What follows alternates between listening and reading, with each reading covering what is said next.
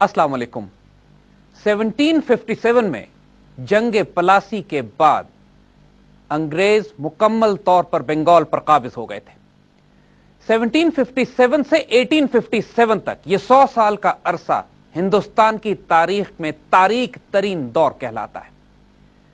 इस दौर में जितने इंसान अंग्रेजों के हाथों हलाक हुए, उससे पहले 5000 साल की तारीख में इतने इंसान हलाक नहीं हुए थे। यह बात जहन में रखिएगा कि ईस्ट इंडिया कंपनी एक पहली मल्टीनेशनल थी और उनके मकासद वही थे जो आज के दौर की लालची मल्टीनेशनल्स के हो सकते हैं। कोई स्क्रूपल्स नहीं, कोई इखलाकियात नहीं, कोई मॉरल वैल्यूज नहीं। उनका मकसद कम से कम अरसे में ज्यादा से ज्यादा मुनाफा कमाना और पूरे हिंदुस्तान को नोचना और खसोटना था। सबसे बड़ा नुकसान जो मुसलमानों को बैटल ऑफ पलासी के बाद हुआ वो ये कि तमाम मुसलमान अशराफिया यानी मुसलमान आला तबका और मिडिल क्लास कि जो बुनियादी तौर पर तालीम याफ्ता, मुहज्जब तरीन और मुसलमानों की फिक्री और सियासी क़यादत देने वाले थे, अंग्रेजों ने चुन चुन कर उनको कत्ल कर दिया और तबाह बर्बाद कर दिया। सिराजुद्दौला से उनकी हिंदू अवाम भी शदीद मोहब्बत किया करती थी। सिराजुद्दौला की लाश के टुकड़े करके जब उन्हीं के शहर में फिराए गए तो पूरा शहर मातम करता हुआ बाहर निकल आया। तमाम मुसलमान उलमा, दानिशवरों, फिलोसोफर्स और इंटेलेक्चुअल और टेक्नोलॉजिस्ट उनको चुन चुन कर खत्म कर दिया गया। इस कदर तबाही मचाई गई कि चंद सालों के अंदर बंगाल जो पूरे इंडिया को राशन सप्लाई किया करता था, गल्ले की फरावानी हुआ करती थी, इतना खौफनाक कहत पड़ता है कि बंगाल की आधी आबादी तकरीबन 3 करोड़ अफराद फाके और भूख से चंद सालों के अंदर हलाक होना शुरू हो जाते हैं। हालत यह होती है कि इंसान लाशें खा रहे होते हैं। हालत यह होती है कि इंसानों को दफन करने के लिए कोई इंसान बाकी नहीं रहता। अंग्रेज पॉलिसी ये अडॉप्ट करते हैं कि मुसलमानों पर पाबंदी लगा दी जाती है कि गल्ला नहीं उगाया जाएगा, उसकी जगह कैश क्रॉप्स पे जोर दिया जाता है। कैश क्रॉप्स भी कौन सी? एक इंडिगो जो रंग होता है, जो कि बड़ी मांग थी यूरोप में उसकी, और दूसरा भंग, अफ्यून। जो अफ्यून यहां पैदा करके ये चाइना भेज रहे थे कि चाइना के खिलाफ ड्रग वॉर्स या ओपियम वॉर्स का इन्होंने आगाज करना था। दूसरा, इनके लुटेरों ने शरायत ही आयद कर दी कि मकामी आबादी जो गल्ला पैदा करेगी बहुत थोड़ी मिकदार में अपने पास स्टोर कर सकती है, बाकी तमाम की तमाम लेके इसको मार्केट में आना है, और मार्केट में भी ये फ्री मार्केट में बेच नहीं सकती, सिर्फ कंपनी के एजेंट्स उस खुराक को और गल्ले को खरीदेंगे। नतीजा यह होता था कि कंपनी के गोदाम भरना शुरू हो जाते थे, फिर कंपनी वही गल्ला भारी कीमत में दोबारा बेचती थी बंगाल के मुसलमानों को, और इसके नतीजे में जब बंगाल के अपने लोगों के पास गल्ला का जखीरा नहीं था, मजीद कोई इनके पास टेक्नोलॉजी, इनकी सारी सनत और हुर्फत को तबाह बर्बाद कर दिया गया था।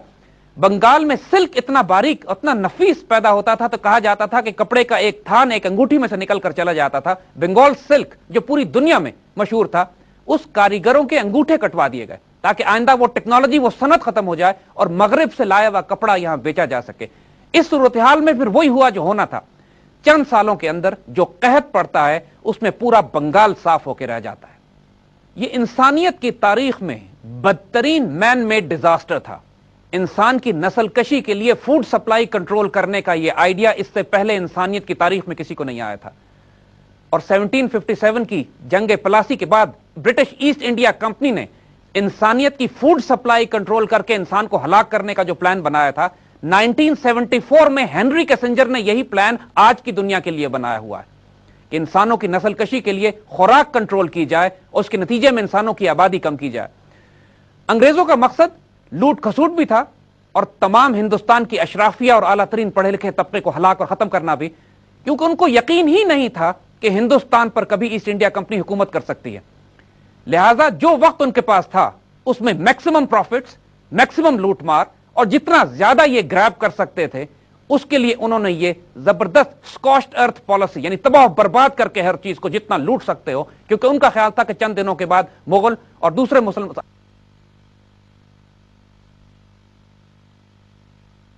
प्रॉफिटिंग की जाए। अंग्रेजों के 200 साल दौरे हुकूमत में जितनी मुकम्मल इकोनॉमिक तबाही इंडिया की हुई है, उस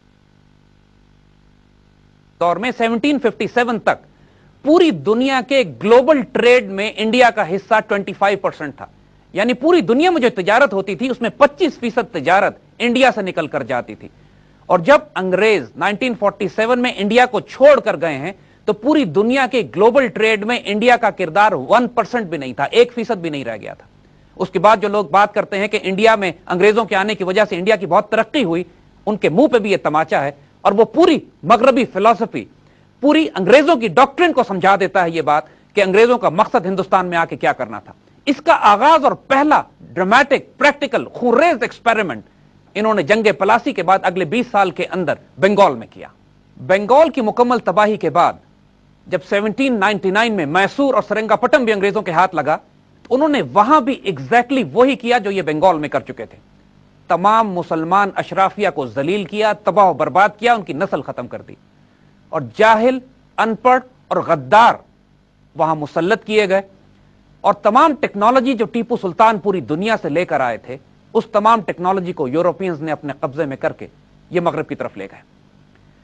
लेकिन टीपू सुल्तान के बाद इनको रोकने वाला कोई नहीं था। मुगल एम्पायर इस कदर कमजोर हो चुकी थी कि बादशाह का सिर्फ इख्तियार अपने महल तक बाकी रह गया था, किले तक बाकी रह गया था।